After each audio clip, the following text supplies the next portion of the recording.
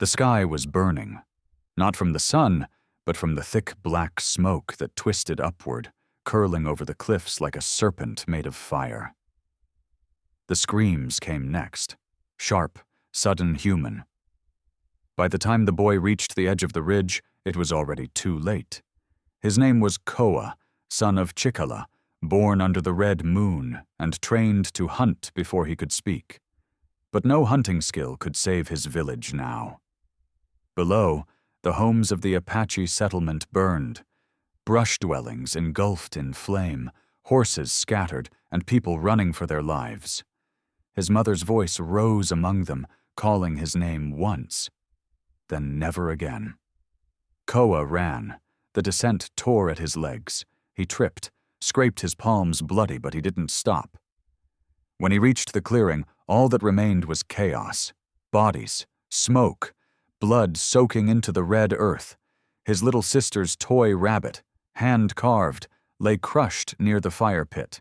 His father's bow snapped in two beside a fallen body. Koa dropped to his knees. The raiders had come from the east. White men, armed and mounted, driven by greed and fear of what they didn't understand. They didn't take food. They took people. Those who survived were gone now. Taken. Koa's fists clenched around the ash. His eyes burned, but he refused to cry. The wind carried the scent of charred sagebrush and death, but beneath it all, something older stirred, something that whispered not of sorrow, but of vengeance. That night, Koa lit no fire. He sat in the ruins of his home, alone with the stars and the ghosts of his kin. The land was quiet again, but the silence was not peace. It was the breath before the scream. In the darkness, he carved a single mark into the earth, a symbol for war. They thought they had broken him. They thought a child could not rise from such ruin. But they had forgotten the oldest truth of the desert. It never forgets its own. And neither would he.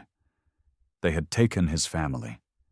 He would become the shadow in their nightmares, the warrior who would not stop until the wind carried his name like thunder across the land. The desert became his teacher. With no family left, no elders to guide him, Koa turned to the land. He slept beneath cliffs, drank from roots, and listened to the wind like it was whispering the names of those he had lost. Every night he trained, sharpening sticks into spears, carving arrows with stone blades, running barefoot until his legs burned and gave out. He hunted jackrabbits for meat, coyotes for their fangs. He learned to kill silently, to strike fast. Days bled into weeks, and his body changed. The softness of childhood burned away beneath the sun's unforgiving gaze, replaced with lean muscle, calloused hands, and eyes that no longer flinched. His first kill was not a beast, but a man. A bounty hunter riding alone, unaware of the shadow watching him from the rocks.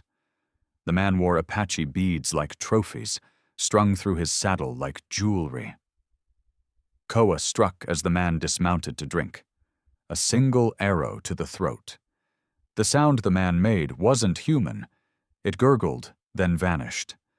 Koa searched his body and took everything: the knife, the gun, the canteen. He left the beads buried beneath a cairn of stones. The boy who knelt at that grave was not the same boy who had run from fire. He didn't cry, he didn't speak, he just walked on. News of his strike spread among the traders and trappers. A lone Apache boy, dangerous and silent, haunting the canyon passes like a spirit of vengeance. They called him the Ghost of Red Dust. And still, he wasn't finished. He tracked the raiders like a wolf stalking wounded prey. They left signs, burned embers, footprints, the stench of whiskey and smoke.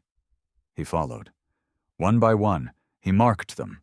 One by one, he ended them. But it wasn't rage that fueled him. It was something colder, the kind of cold that settles deep in the bones, beneath grief, beneath loss. He wasn't trying to feel better. He didn't care about peace. He cared about remembering, about making them remember. And in that remembering, he became more than a survivor. He became a storm. The canyon winds howled like ghosts as Koa crouched over a shallow ridge, eyes locked on the flickering firelight below. 3 riders sat around it, men with stolen coats, worn boots, and rifles resting casually by their sides. They laughed too loudly, unaware that death was already among them. Koa waited. He always waited. He learned from the mountain cats, strike when they're fat, drunk, and blind. His fingers caressed the hilt of the blade he had taken from the bounty hunter. The fire crackled. One of the men staggered away to relieve himself. That was the one. Koa followed like a shadow slipping through sagebrush. In the dark, the man didn't see the figure rise behind him, didn't feel the blade until it slid under his ribs. The other 2 barely had time to scream. One tried to grab his gun, but an arrow pinned his hand to a log. The third turned to run, but a tomahawk buried itself in his spine. Silence fell fast. The fire danced in the wind, the only witness to the vengeance that unfolded. Koa stood over the bodies, blood staining his chest and hands, the glow of flames flickering in his eyes. This was not justice. It was retribution. He found what they'd stolen: women's bracelets, children's shoes, and Apache braids tied like trophies. Rage swelled, but he buried it deep. He could not afford to lose himself now. He took their weapons, food, and maps. The more he claimed from them, the more he turned into the very thing they feared. Word spread again, not just among traders, but in army camps, along saloon bars, through whispers. The ghost of red dust had struck again. Some claimed he was a demon, others said he was a cursed boy raised by coyotes. But they all feared him. Koa didn't care what they believed. Their fear was his shield, their stories his armor. For every tale they told, he grew more untouchable. But fear was a 2-edged blade. As it spread, so did the hunters, the army, mercenaries, bounty men with hollow eyes and empty souls, all seeking the ghost they couldn't catch. Koa knew they were coming, and for the first time, he smiled. Let them come. They came at dusk, riding horses with black hooves and faces hidden behind dust-covered bandanas. 4 men, hired guns, no names, just reputations carved in gunpowder and gold. The bounty for Koa's head had grown, wanted alive or dead if necessary. They laughed as they rode through the canyon trails, convinced the stories were just stories. But the canyon knew better. It whispered his name. Koa watched from above, pressed flat against the cliffside, breathing slow, silent. He didn't run. He studied. He waited. These men weren't like the raiders. They were trained, organized, ruthless. One of them set traps as they rode. Another always rode behind, scanning the cliffs. They were careful, but not careful enough. That night, Koa struck not with arrows, but with noise. A boulder rolled down the slope, crushing one man's leg and scattering the others. Chaos. Shots fired into the darkness. Koa moved through shadows like smoke, cutting the lead rope of their horses, slashing water skins. One by one he broke their control. By morning, 2 had fled. 1 had bled to death beside the fire. The last question mark he begged. Said he'd leave. Said he'd tell the world the ghost was real. Koa said nothing. He left him alive, but only barely. Word of what happened reached far. The bounty doubled. Posters went up in nearby towns. A young Apache warrior with dark eyes, armed with a bow and blade, last seen in the Blood Rock canyons. Some called him a savage, others called him Justice. But all agreed on one thing: he was unstoppable. Still, Koa knew this was only the beginning. The more heads he claimed, the more enemies rose in their place. But that was the path of vengeance. It fed on itself, until there was nothing left but fire and dust. He walked on. a spirit with no tribe, no home, no name but the one whispered on the wind. And somewhere, beyond the cliffs and rivers, he knew the ones who started it all, the ones who led the raid that killed his family, still breathed. For now. Koa wasn't chasing peace. He was hunting the storm. He found her by the river, tied to a broken cart and gagged, her dress torn and streaked with dirt. She didn't cry. She just stared at him with eyes that had already seen too much. Koa hesitated.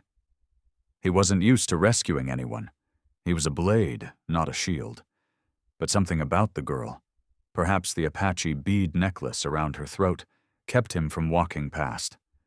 Carefully he cut the ropes. She didn't speak. She just followed him.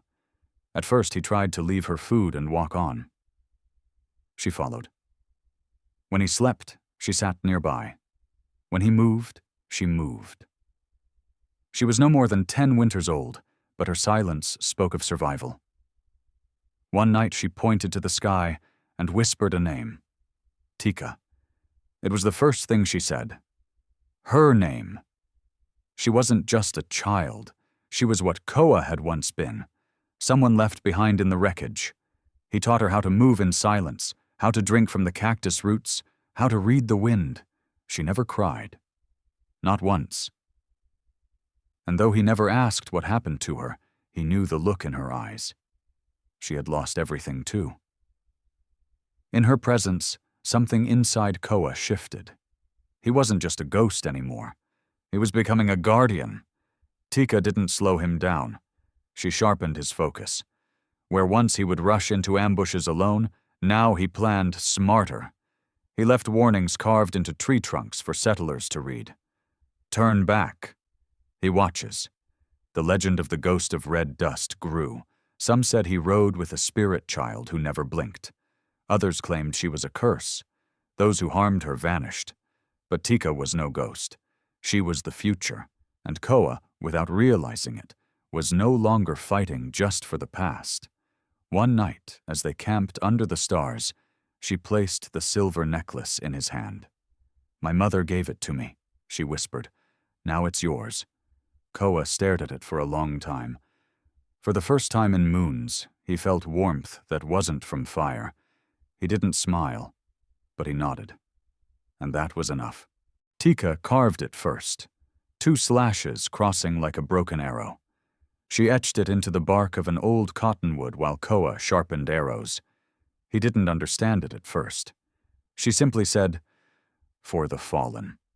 That night, they carved it again, this time into the earth beside a burned-out homestead where 2 bodies lay unburied. It became their mark.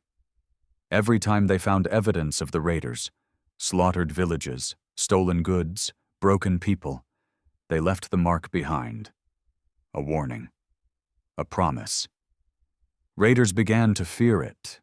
They'd find the symbol carved in trees days before their men vanished in the night. The symbol was no longer a mark. It was a myth. Soldiers began to ask about it in towns.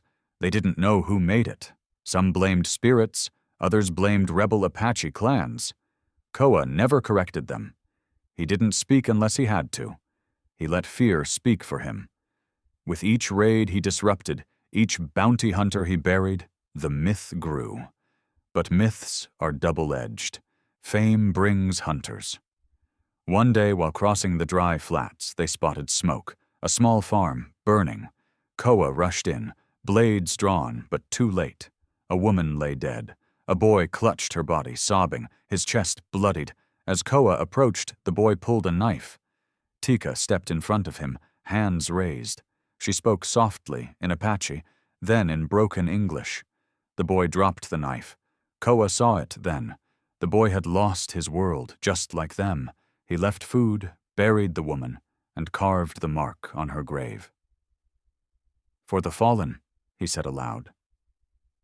Tika watched him with wide eyes. The ghost was learning to speak again. That night, Koa sat beside the fire longer than usual. He didn't look at the flames.